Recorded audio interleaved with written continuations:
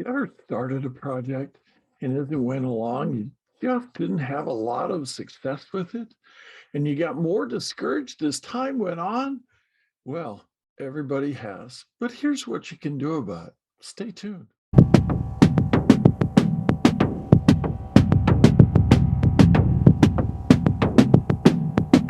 Hi, this is J.H. Glade for Coaching ADD. And I think we've all been there with projects that we really hoped would be successful out of the gate. And we had these expectations that just weren't met. It took us a lot longer. We worked and we worked and we really didn't have a lot of progress to show for it.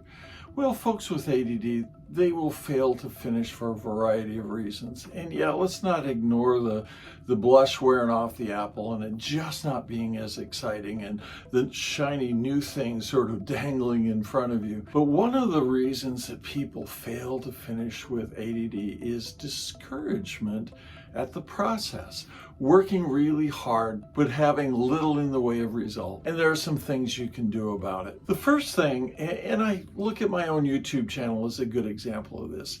You know, I started this about a year ago. It is frankly not where I hoped it would be after a year, but I went to other people doing YouTube channels and directly and indirectly found that you really just have to keep plugging, be consistent, put those out. One particular YouTube provider who has two really successful channels with millions of subscribers said it was 3 years of posting 3 and 4 times a week.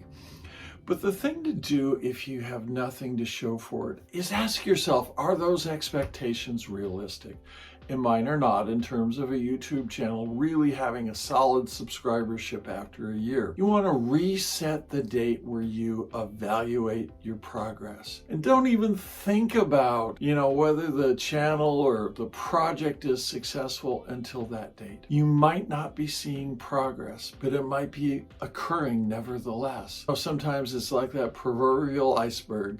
What you see are the frustrations of working with things on top, and it is growing down beneath, getting larger than that top surface 10%. You just plain have to refuse to consider reevaluation until a date further off in the future. One of the things that I really suggest you do is you reframe setbacks and failures and look upon them as learning experiences.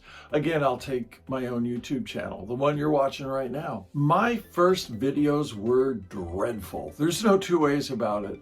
I'm filming them on my iPhone. I had it upright rather than landscaped. You get these black side things. They were horrible, but I looked at those failures as things I could learn from, and I proceeded to do those. And, I've stepped up my production as a result. I've gotten better at those things. What did you learn from that setback or failure? Use it as an opportunity. Thomas Edison tried over 1,000 different materials before he found the right material to make the light bulb. And can you imagine the persistence in doing that? How many failures? But he looked upon those failures as, well, I've eliminated yet another substance that won't work. And he went on. So you need to reframe those failures and setbacks as an opportunity.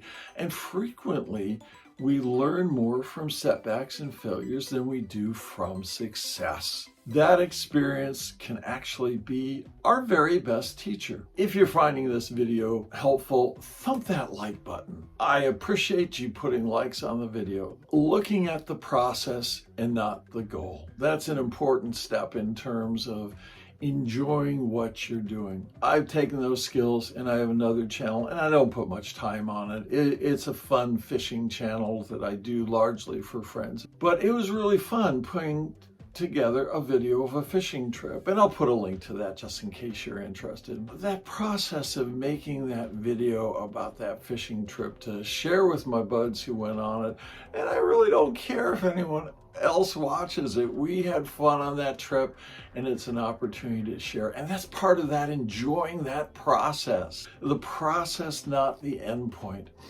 When I was in nursing school, I ran into a fellow who was an 82-year-old freshman at UW Law School.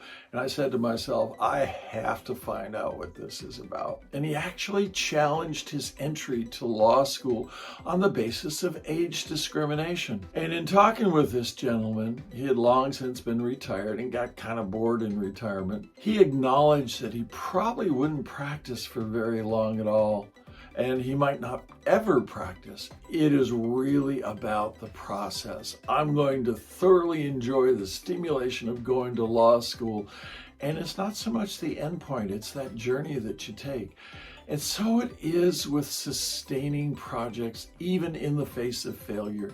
You have to find a way to learn to love that process. You have to celebrate milestones, and to a degree even celebrate failures. When I hit 100 subscribers, I celebrated. When I hit 500 hours of video time, I celebrated. When I learned jump cuts to improve my video production, hey, I celebrated. All these sorts of things enhance that process. It's paradoxical to celebrate your failures. If failure leads you to taking a deep dive into your learning, then that's something to celebrate. And the advantage is you lose any fear of failing. You know, failing is just another step in a journey. And truly, you don't get all hung up about it when you use failure as an opportunity to learn. So I want to thank you for sharing time with me today. If it's been useful, share this video. I am still running the promotion with the book that I've just put out, The Optimized College Student. I'll put the trailer for that at the end. And until next week, we'll see you then. I've written a book called The Optimized College Student, and this allowed me to do amazing things in my last degree, and I can help you with this too. It really turned out pretty well. It's the book I wish I had when I started, so I'm running a contest. I want to increase the number of subscribers in my YouTube channel. So when I reach 100 subscribers, I'm going to give away 2 autographed copies of this book. And it doesn't necessarily have to be to you. You can send it to somebody. So go ahead and put something in the comments. If you're new to this channel, say I subscribed, and you'll be entered into the contest as well.